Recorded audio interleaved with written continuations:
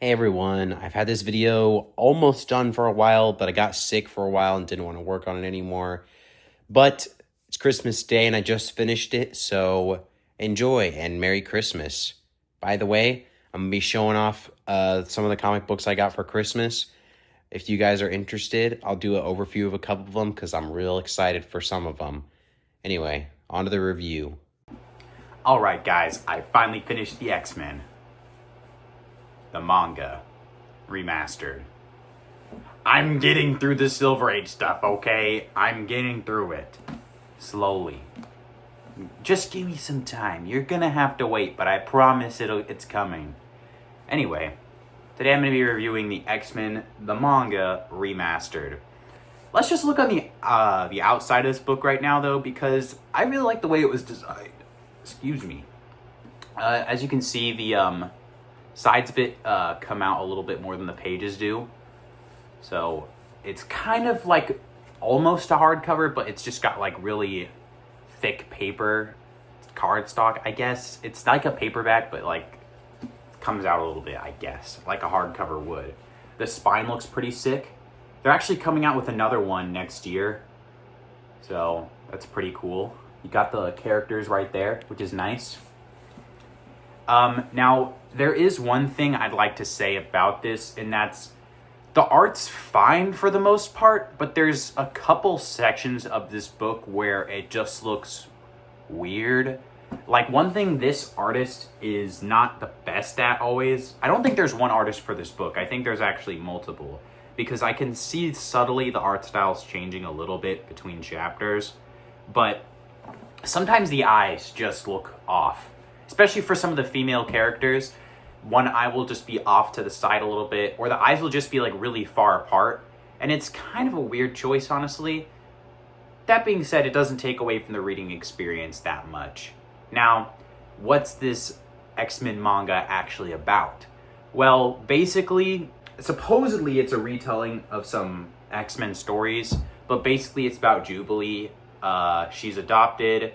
She's a mutant that has powers that has to do with, like, she can, like, shut off machines, and she can also shoot radioactive blast or something. Anyway, there are these robots called the Sentinels that are going around hunting mutants. There's a government, like, funded organization that's called the Mutant Control Center, where they're basically, like, capturing mutants to keep them off the streets because they're dangerous. And the X-Men are basically a group of mutants that are fighting against government tyranny. And then there's another group of mutants led by Magneto that are fighting basically to rule the world because they think mutants are the next step in human evolution and that they deserve to be the dominant race on Earth. So anyone who knew anything about X-Men already knew that, but this is more for casuals is what I'm guessing, which is fine. I mean, I like stories that are for casuals too. It was still an enjoyable story. Now, let's get into the art a little bit. Some of the art styles I didn't think were the best. Not the art styles, but the character designs. That's a better way to put it. Like Beast, for instance, he just looks kind of short and, like, not very beastly, if I'm being honest. He looks more like a joke character, the way he's drawn, than he does an actual serious character. Maybe that's just me, but that's the way it looked like from the way he was drawn. He doesn't look that, like, actually beastly. You know, he kind of looks like a short little goblin that the group lets tag along with them.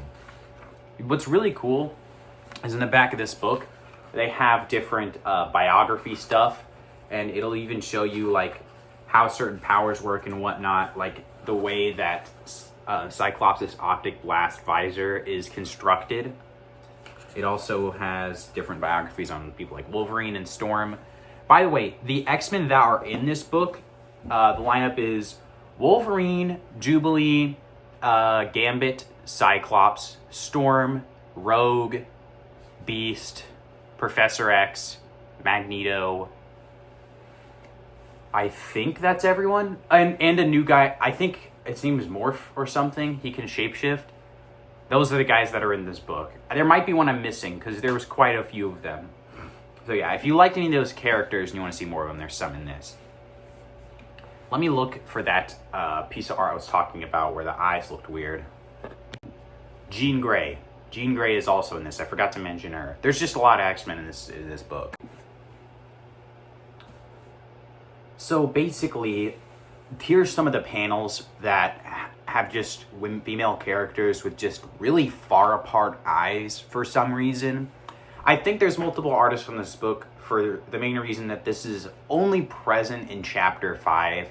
Now, I don't think this art's terrible by any means. It's not bad. But the eyes being really far apart out of nowhere did take me out of the story a little bit. Especially for some emotional moments where they just seemed like really far apart to like a weird extent. Like most people's eyes are like in the center of their face and their eyes are like there. It's like the very edge of their face is just where their eyes are, as you can see by the pictures. Spoiler warning, but another part I found strange was there's a scene where Wolverine is fighting Sabretooth and he's holding him over an edge with the palm of his hand on his face like that. And then this other guy that was part of the story earlier runs in and tries to attack Sabretooth to free Wolverine. He gets knocked away. Then somehow Wolverine shifts his weight and then throws Sabretooth off the edge. But I didn't really understand how he even did that because he was being held off the edge. That doesn't really make sense how he did that. So, just kind of seems like a plot hole too. Also, this panel, I have no idea what's happening in it. Like, you have the snow here, then you have what appears to be the sky here, but then it cuts off, and then the actual sky is here. So if that's not the sky, what is this? I don't really know what that's supposed to be. Because it's just, I don't know. It just seems weird to me. Maybe if I understood that panel, it'd explain how Wolverine threw Sabretooth off the edge, but I don't know, man. Your guess is as good as mine. Those are the only things I could say that I really didn't like about the X-Men manga. Also, it kind of has a really fast pace.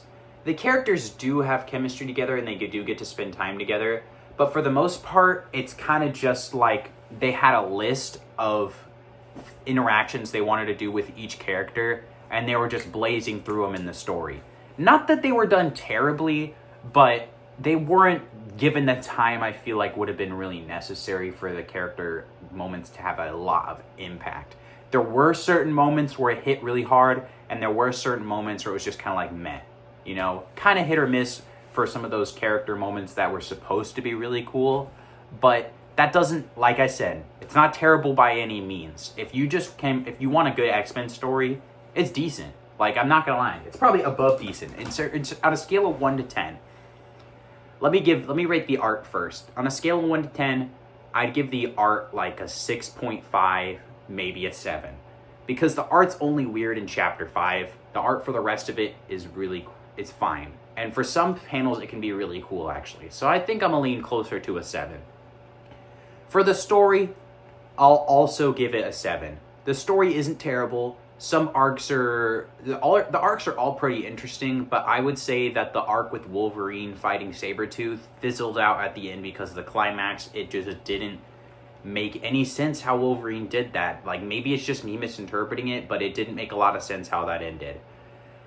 Other than that, though, the other arcs were great. I personally wish we got to see a little bit more of Jubilee's dynamic with the team before she joined, because she gets... So basically, a Sentinel's coming to her house to try to kidnap her or kill her or something. I don't really remember what they did, if I'm being honest.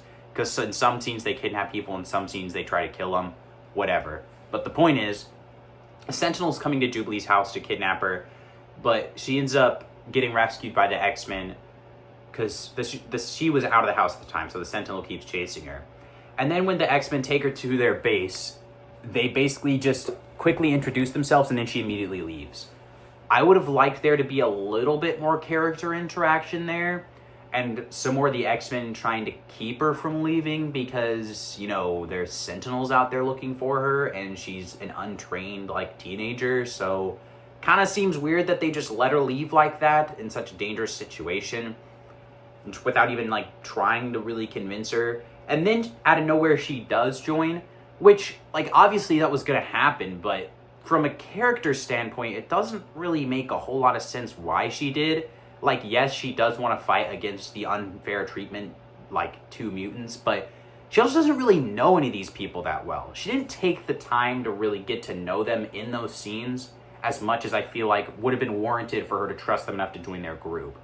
But then again, it could have just been sort of a last resort thing at the same time, because her adoptive parents were thinking of turning her over to the Thing, but her character is way too cheerful for it to have been portrayed as a last resort decision. It's more like portrayed as a hopeful decision in a way. But if she's throwing herself into such an unfamiliar situation, she seems awfully chipper and friendly with everyone about the whole thing despite barely knowing them. But maybe that's just the way I perceived it, because like maybe in her situation you would feel the same way, but for me that just seems like I would be a little bit more hesitant to join a group that's literally a group of like revolutionary freedom fighters without getting to know them a little bit better first. They, like, all I'm saying is they should have just spent more time with that initial part where she met them all whenever they took her back to the base, because that feels like it just was a great opportunity for some character moments that they just didn't take. Other than that, though, her dynamic with the whole group is nice. She's really friendly with them really fast, but you know, I that's not that bad. Like, the characters do need to become a team already so they can start doing shit. So the setup, not wanting to draw it out, I get it. I feel like he could have done better though. That's all I'm saying. That's my only critique of it. Like story wise, that's my only main critique of it. And the Wolverine thing, but like I said, that could have just been me not understanding that panel, because I honestly don't know what the deal is with that panel. Anyway, that's my review of the X-Men, the manga, remastered. So, what it means remastered? Did this release previously or something? Like, I've never heard of this shit before. Anyway, see ya.